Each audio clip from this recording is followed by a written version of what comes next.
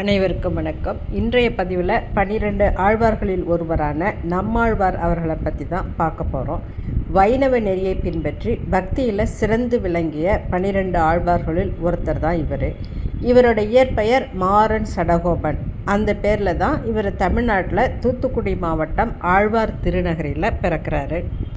திருநெல்வேலி சீமையில் அந்த காலத்தில் தாமிரபரணி கரையில் திருக்குருகூர் அப்படின்ற ஒரு ஊரில் மாறன் காரியார் அப்படின்றவர் வசிச்சுட்டு வர்றாரு. அவரோட மனைவி சேர நாட்டைச் சேர்ந்த மன்னனின் மகளான உடையநங்கை.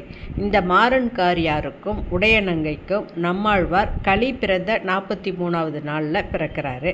இவர் பாண்டிய மரபில் வந்ததால் மாறன், அதாவது இயற்கைக்கு மாறுபட்டவன் என்ற இயற்பெயரும், மாயை உருவாக்கும் சட என்னும் நாடியை விஸ்வக்னேஸ்வரின் அம்சமாக பிறந்த இவர் வென்றதால் சடகோபன் என்றும் மாறன் சடகோபன் அப்படின்னு பேரில் அழைக்கப்பட்டார்.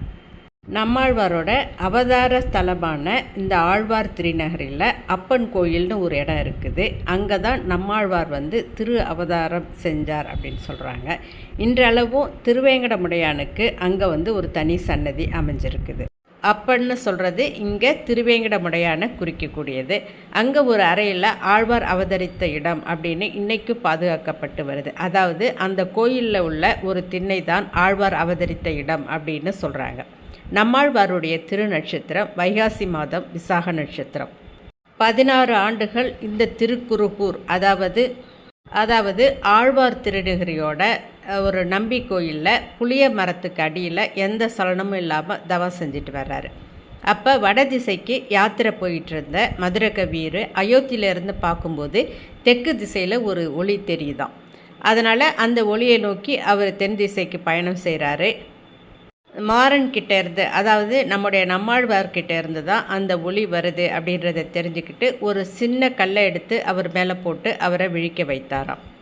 மாறன் கண் விழித்ததுமே மதுரகவி ஆழ்வார் கேட்குறார் அவர்கிட்ட, செத்ததின் வயிற்றில் சிறியது பிறந்தால் எத்தை தின்று எங்கே கிடக்கும் அப்படின்னு கேள்வி கேட்குறாரு.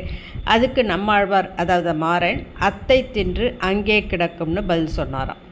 இவர் 4 வேதங்களுக்கு சமமான 4 பிரபந்தங்களை அருளி செய்திருக்கின்றார். திருவிருத்தம், திருவாசிரியம், பெரிய திருவந்தாதி மற்றும் திருவாய்மொழி, ரிக்வேதம், யஜுர்வேதம், அதர்வண வேதம், சாமவேதம் அப்படின்னு நம்ம முறையை தெரிஞ்சுக்கலாம். வேதங்களுக்கு சமமாக இந்த பிரபந்தங்கள் அழைக்கப்படுறதுக்கு காரணம் 4 வேதங்களில் காட்டப்பட்ட அர்த்தங்கள், அதாவது அதோட சாராம்சம் சுருக்கமாக இந்த பிரபந்தங்களில் சொல்லியிருக்கார். இவர் கிருஷ்ணாவதாரத்தில் மிகவும் ஈடுபாடு உடையவர். ஸ்ரீ வைஷ்ணவர்களுக்கு தலைவர் அப்படின்னு கொண்டாடப்படுறாரு.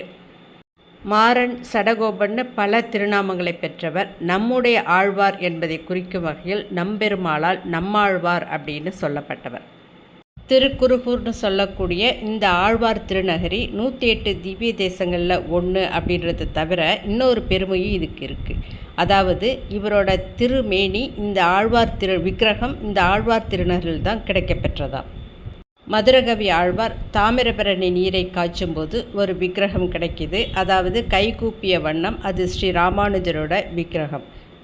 மதுரகவி ஆழ்வார் ஆச்சரியத்தோடு நம்மாழ்வார்கிட்ட கேட்குறாரு, நான் உம்முடைய விக்கிரகம் வேணும்னு காய்ச்சினேன், ஆனால் கிடைச்சிருக்கிறதோ கை கூப்பியபடி வேறு ஒரு விக்கிரகம் இருக்குது அப்படின்னு சொல்லும்போது நம்மாழ்வார் சொல்கிறாராம், இவர் என்னுடைய திருவடி ஸ்தானம். பிற்காலத்தில், அதாவது ஏறக்குறைய 4000 ஆண்டுகளுக்கு பிறகு இந்த ஆசாரியார் தோன்றி வைணவ சம்பிரதாயத்தை சிறந்த முறையில் வளர்ப்பாருன்னு அப்போவே சொன்னாராம். மதுரகவி ஆழ்வார் உங்களோட விக்கிரகம் தான் எனக்கு வேணும் அப்படின்னு கேட்கும்போது மறுபடியும் தாமிரபரணி நீரை காய்ச்சினா கிடைக்கும் அப்படின்னு அருள் செய்கிறாரு. அதன்படி கிடைக்கப்பெற்ற விக்கிரகம் தான் நாம் இப்போது ஆழ்வார் திருநகரில் தரிசிக்கக்கூடிய நம்மாழ்வார் திருமேனி ஆகும். அப்பொழுது கிடைக்கப்பெற்ற ஸ்ரீ ராமானுஜர் விக்கிரகமும் இங்கு வைத்து வணங்கப்படுகிறது. இவருடைய குரு சேனை முதலியார். இவருக்கு குறிப்பிடத்தக்க சீடர்கள் மதுரகவி ஆழ்வார் மற்றும் நாதமுனி. கம்பர் எழுதிய சடகோபர் அந்தாதி அப்படின்ற நூலோட தலைவனே இந்த சடகோபன்ற நம்மாழ்வார் தான். இந்த பதிவு உங்களுக்கு பிடிச்சிருந்தா லைக் பண்ணுங்கள், ஷேர் பண்ணுங்கள், சேனலை சப்ஸ்கிரைப் பண்ணுங்கள். நன்றி, வணக்கம்.